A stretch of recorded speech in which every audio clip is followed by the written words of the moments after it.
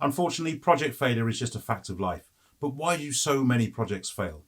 Well, one of the biggest reasons is a lack of realism. So what do I mean by lack of realism? Well, I mean that project sponsors, startup founders, or perhaps product designers set unrealistic expectations for themselves, for their teams, for their product or service. And this is generally because it's so easy to run away with thoughts of overnight success and how great this new product's going to be. But will your energy levels be the same several months into the project? Let's talk about startups. So developing and launching a startup is one of the most exciting things that you could do in your career, but it's going to be probably one of the hardest things too. On top of all the hard work that you're going to need to do to design, develop, market, and eventually launch your products, there's going to be pressure on you from sponsors and investors to give regular progress updates, and perhaps some pressure from your friends and family who are missing you. Whether, like the vast majority of startup founders, you're working on this in your own spare time alongside your regular job with no external funding, or if you have some third-party investment from elsewhere, you're going to start to feel the strain pretty early on. So it's really important to be honest with yourself right from the start. Before commencing on this amazing but extremely arduous journey, you ask yourself some really tough questions to make sure that you're doing the right thing for the right reasons. Now, you all have your own set of questions related to your own specific circumstances, but here's a few to get you started.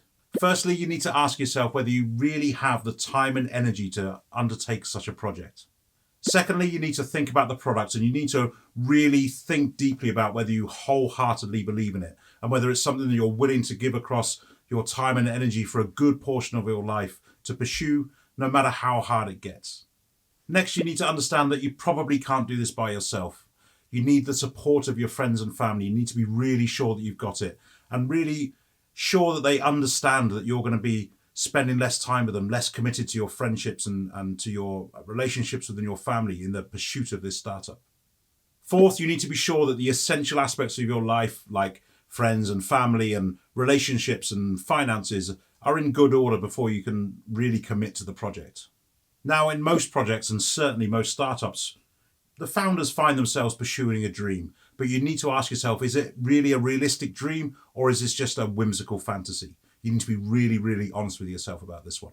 And the next item is about market research. Now, this is missed by so many people. And some people pay lip service to market research, but I'm talking about doing thorough market research, really looking subjectively at the data and really being sure that you've got a product that's got a market that it can launch into and can be successful. You really should be looking at the reasons that this product could fail just as much as the reason that this product could be a success. Next, look at your team. You need to be sure that in your team that you have not only the technical capability to deliver this product, but also the business capability to be able to market it and run it as a business. And lastly, because we know that so many projects and so many startups fail, is this a risk that you can afford to take?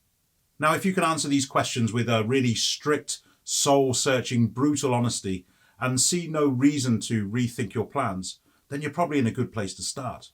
But it's really important that you remain super realistic at all times throughout the entire journey of the project.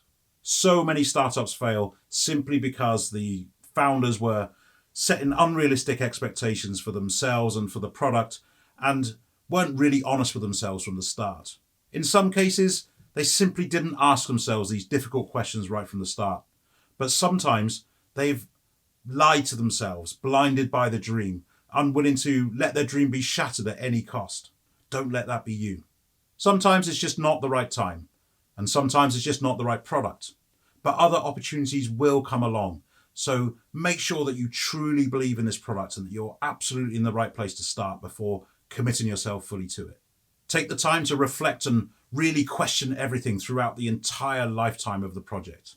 Asking yourself tough, searching questions and really answering honestly is a really, really difficult skill to master. But if you can get on top of it and you can be ultra realistic about the project and the plans that you have, then you'll be head and shoulders above the best and in a great place to have a really successful product. So that's it for this week, something to really think about. And if you found this content valuable, please do give it a like and consider subscribing to the channel. What are the questions you think people should ask themselves before immersing themselves fully into a startup venture? Leave them in the comments below and I'll see you next week. Thanks for watching. See you soon.